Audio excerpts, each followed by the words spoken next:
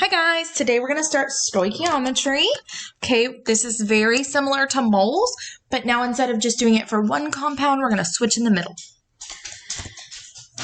So, some common real-world scenarios are like combustion and trying to figure out how much carbon dioxide gas, which is a greenhouse gas, which could be responsible for some global warming, we're producing when we put so much fuel in our cars.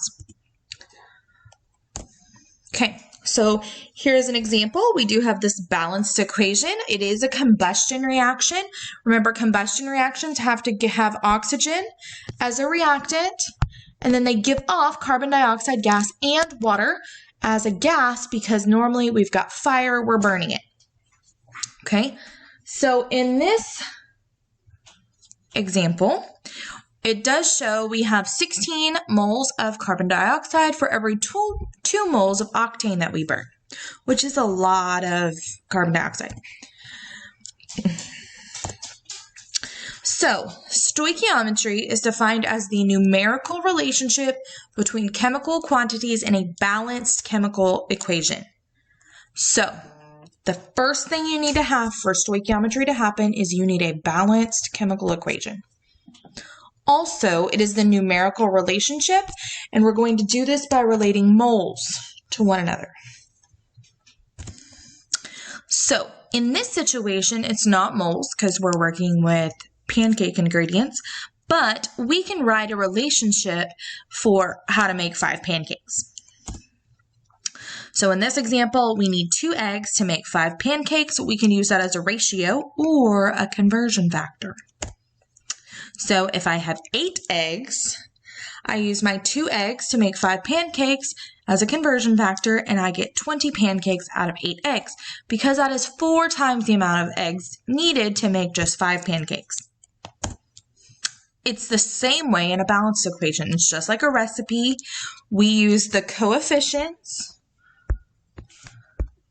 to relate the different molecules to one another. So we could say it's a 3-to-1 ratio of hydrogen to nitrogen. We could say it's a 3-to-2 ratio of hydrogen to ammonia, or a 1-to-2 ratio of nitrogen to ammonia. Okay, we can relate any of those as ratios, and those are specifically going to be mole ratios. So it is very important. We're going to relate them as moles, which is why we spent so much time on moles before. So here, they give us 3 moles of nitrogen. They want to know how much ammonia we can make. So remember, your units must cancel, which is why moles of nitrogen and moles of nitrogen. And then you're left with 6 moles of ammonia. It does say you have more than enough hydrogen. Sometimes it'll say you have excess hydrogen. But for now, we're just going to say more than enough or excess. We won't have an amount of the hydrogen as well. So here we've got 3.4 moles of chlorine gas, and it wants to know how many moles of sodium chloride. So I've got 3.4 moles of chlorine. That's my given, just like always. My moles of chlorine has to go on the bottom, again, just like always. And moles of sodium chloride go on top. Again, the number that goes with these is the number from the coefficients in the balanced equation, which is why it is very important that your equation be balanced before we start. So we just multiply by 2, moles of chlorine cancels, and I get 6.8 moles of ammonium chloride. Does not look like ammonium chloride. Okay, and there we go. Okay, so let's do another one. I've got 2.46 moles, 24.6 moles of oxygen, and it wants to know how many moles of water. So I've got 24.6 moles, 1 mole of oxygen to every 2 moles of water, and that gives me, what, 49.2 moles of water.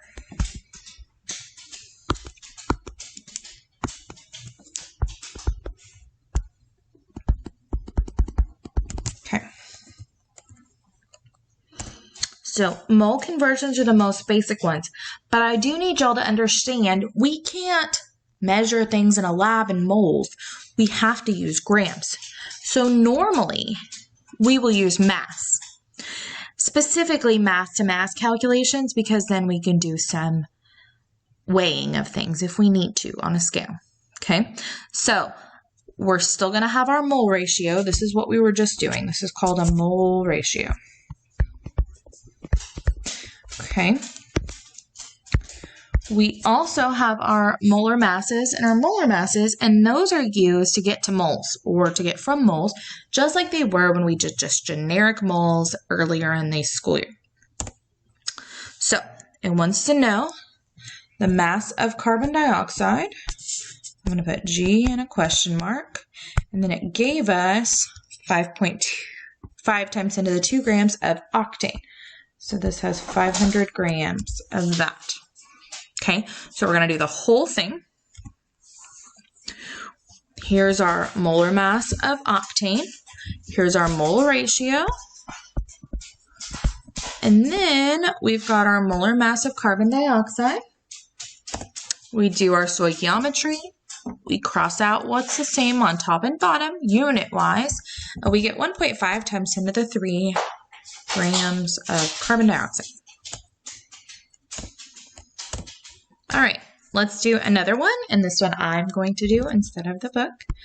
So we've got 58.5 grams of carbon dioxide, and wants to know how many grams of glucose. So 58.5 grams CO2. I know grams of CO2 and 1 mole CO2, and this is 44.01. Okay, that is the molar mass, although you can see it down there at the bottom. Then we need to get to glucose.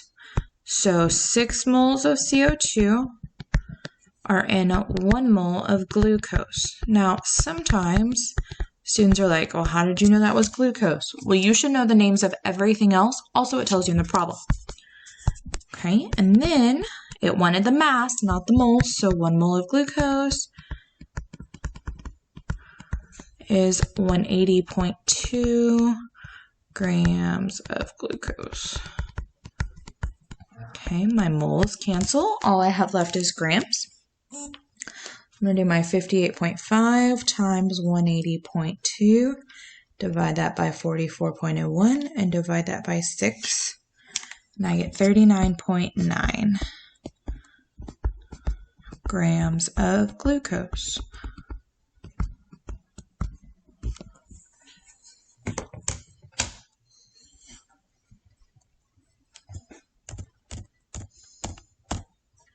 Okay, let's do one more like this. We've got how many grams of HCl in our magnesium hydroxide. So I've got 5.50 grams MgOH2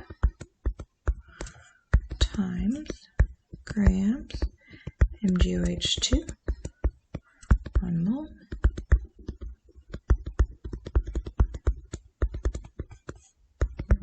Of magnesium hydroxide is equal to 2 moles of hydrochloric acid. 1 mole hydrochloric acid is 36.46 grams HCl. Okay, so now we need to find our molar mass of magnesium hydroxide. Okay, hydroxide is going to be 17.01 times 2 is 34.02, and then we're going to add magnesium, which is 24.31, and I get 58.33 grams. Okay, we're going to go ahead and cancel what units cancel. We're left with grams of hydrochloric acid, which is exactly what we wanted. So I'm going to do 5.5 divided by 58.33 times 2 times 36.46. And I get 6.88 grams of hydrochloric acid. Now, it is very important now that you're writing what compound or element you're dealing with. Before, it may not have been as important. But if you don't do it now, your mole ratio will more than likely be messed up, and we don't want that. All right, so now we're doing more. Now they're giving us kilograms, but they want to know how much in kilograms. Okay, so it's not a big deal. We're just going to do it like we have. I'm going to show you how kilo stays, and you don't even have to do converting unless they're not both in kilograms. Okay, so we've got 14.01 plus 32, 46.01 grams NO2 is 1 mole. NO2, 4 moles of NO2 to every 4 moles of HNO3, nitric acid, then 1 mole of nitric acid, 48 plus 14.01 is 63.02 grams.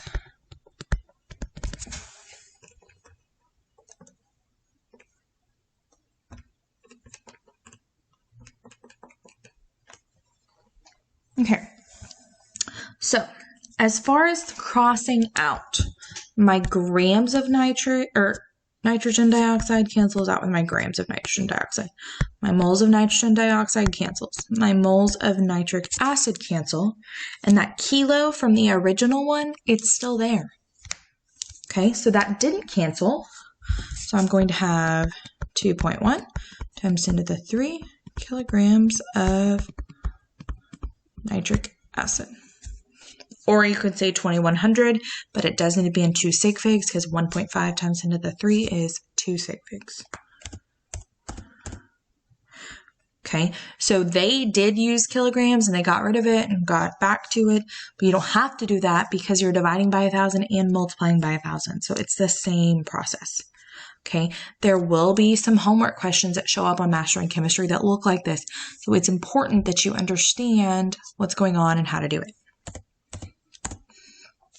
All right, I believe there's one more. So we've got kilograms of SO2. It wants kilograms of H2SO4. So we're going to do our 2.6 times 10 to the 3 kilograms. We're going to do the same process we did last time. So grams of SO2 still goes on the bottom, not kilograms. And that is 64.07. Let me double check. 32.07. Okay. 2 moles of SO2. Again, that coefficient is where that number came from. 2 moles of H2SO4. 1 mole H2SO4 to the mass of H2SO4. So we've got 2.02 plus 32.07 plus 64, 98.09. Okay, units cancel besides kilo and then grams.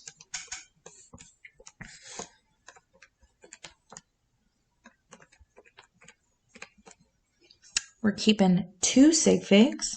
So this is 4.0 times 10 to the 3 kilograms of H2SO4.